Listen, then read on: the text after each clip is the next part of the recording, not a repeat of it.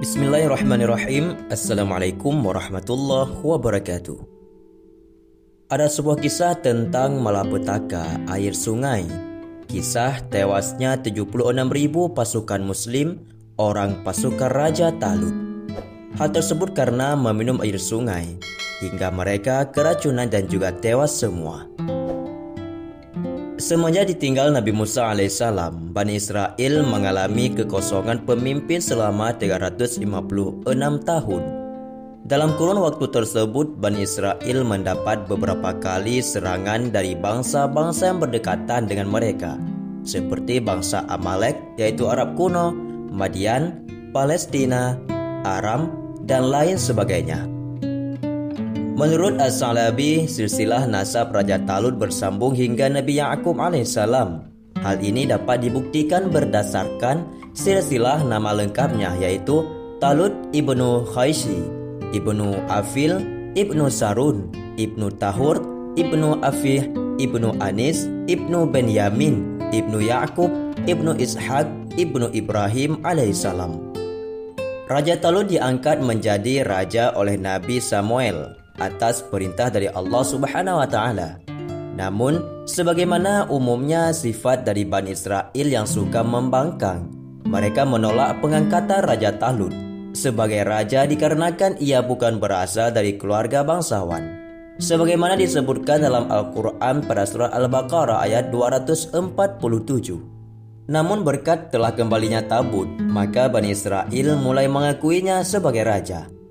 Suatu ketika Raja Talut membawa para pasukannya untuk berperang melawan bangsa Amalek, yaitu Amalikah. Pada saat perjalanan menuju medan perang, cuaca saat itu sangatlah panas, sehingga mengakibatkan banyak pasukan mengalami kehausan dan juga dehidrasi. Pada saat kondisi tersebut, untuk mengetahui tingkat loyalitas pasukannya, Raja Talut pun menguji para pasukannya dengan sebuah sungai.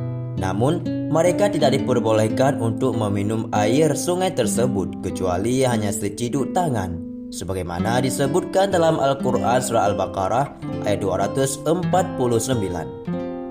Maka ketika Talut membawa bala tentaranya, dia berkata, Allah akan menguji kamu dengan sebuah sungai, maka barang siapa meminum airnya, dia bukanlah pengikutku, dan barang siapa tidak meminumnya, maka dia adalah pengikutku, kecuali menciduk seciduk dengan tangan.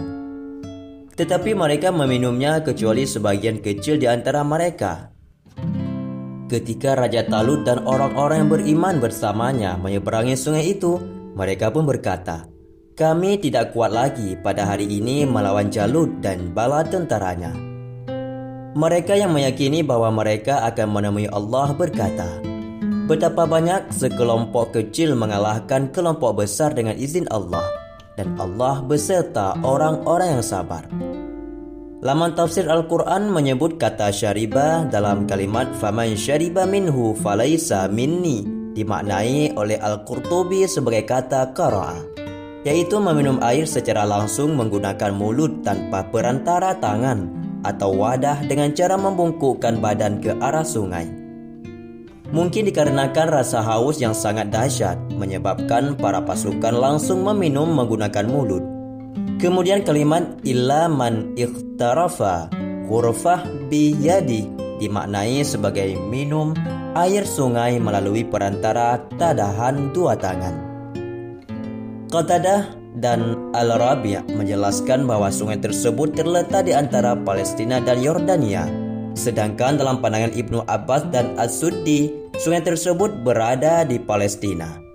Kemudian terkait namanya, Ibnu Katsir menyebut sungai tersebut dengan nama Nahar al-Syari'ah al-Masyhur. Menurut As-Suddi, jumlah total pasukan Raja Talut berjumlah 80.000 orang.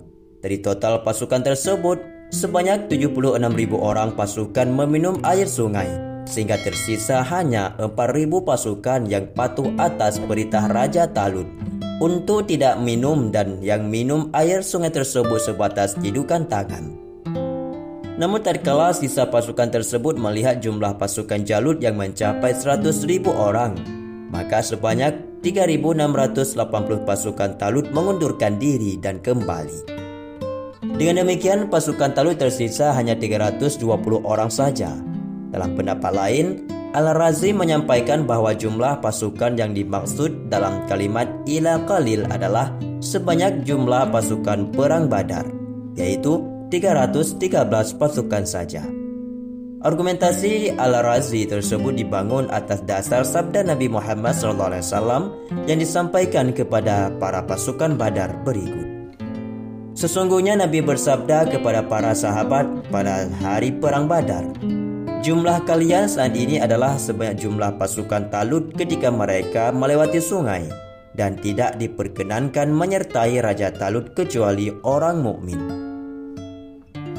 Ibnu Jarir At-Tabari menyebutkan bahwa para pasukan yang banyak meminum air sungai dengan mulut tersebut justru semakin mengalami kehausan. Berbeda dengan yang meminumnya sebatas cidukan tangan, mereka tidak lagi mengalami kehausan. Selain itu, efek samping dari banyak meminum air sungai tersebut adalah berubahnya bibir mereka menjadi hitam. Dalam tafsir Mafatih Al-Ghaib karya Fakhruddin Ar-Razi disebutkan, orang-orang yang meminum air sungai yang melanggar perintah Allah, maka bibir mereka langsung berubah menjadi hitam. Semakin dipenuhi rasa haus dan dahaga, mereka tidak puas. Mereka tinggal di sungai dan tubuh mereka menjadi lemah tatkala hendak menemui musuh. Namun Nasaruddin Umar dalam bukunya berjudul Islam Fungsional, ia mengutip pendapat Ahmad Ramali bahwasanya hitamnya bibir pasukan tersebut disebabkan oleh lintah air yang berjenis Limmatic nilotica. Hal ini dikarenakan di musim panas dan musim semi, daerah sekitar Palestina Utara sehingga ditemukan lintah air. Sehingga tidak heran jika banyak hewan di daerah tersebut yang mulutnya sering berdarah ketika meminum air sungai. Husnul Yakin dalam buku berjudul Epidemi dalam Al-Quran Kajian Tafsir Mauzu'i dengan Corak Ilmi menyebutkan terjadinya kehausan yang dahsyat dan dibarengi dengan perubahan warna hitam terhadap bibir pasukan tersebut semakin memperkuat dugaan bahwa mereka terkena penyakit dyspnea, yaitu sesak nafas yang disebabkan oleh oedema glottides, yaitu akumulasi cairan yang abnormal di jaringan yang melibatkan daerah subaraglotis, yaitu anatomi tubuh bagian dalam terletak di kerongkongan, dan subglotis, suatu daerah saluran pernapasan pada rongga laring pita suara. Oleh karena itu diizinkan meminum air sungai sebatas dengan cidukan tangan adalah untuk mengetahui keberadaan lintah air jenis tersebut, sehingga sebelum meminum air tersebut para pasukan bisa menyingkirkan lintah-lintah tersebut. Selain itu, air sungai akan cukup steril apabila diambil menggunakan cidukan tangan. Hal ini sejalan dengan hadis yang dikutip oleh Al-Qurtubi dalam tafsirnya. Diceritakan kepada kami oleh Ibnu Fudail dari Lais dari Sa'id Ibnu Amir. Ia berkata, "Kami melewati sebuah kolam, maka kami pun meminum secara langsung dengan mulut air kolam tersebut.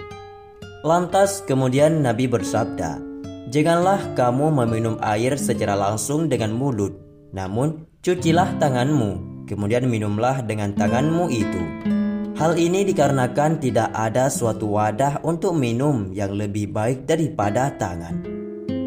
Sahabatku semua, itulah sekilas kisah tentang tewasnya 76.000 pasukan Raja Talut karena melanggar perintah Allah Subhanahu wa Ta'ala, dan mereka pun meminum air secara langsung dengan mulut mereka, padahal sudah diperintahkan oleh Allah Subhanahu wa Ta'ala meminumnya dengan menggunakan tangan. Maka tidak ada kebaikan dalam melanggar perintah Allah Subhanahu wa Ta'ala, hanyalah tinggal kesengsaraan dan musibah bagi orang-orang yang melanggar perintah dari Allah Subhanahu wa Ta'ala. Semoga bermanfaat dan menjadi ilmu pengetahuan yang baru. Wallahu a'lam bishawab. Assalamualaikum warahmatullahi wabarakatuh.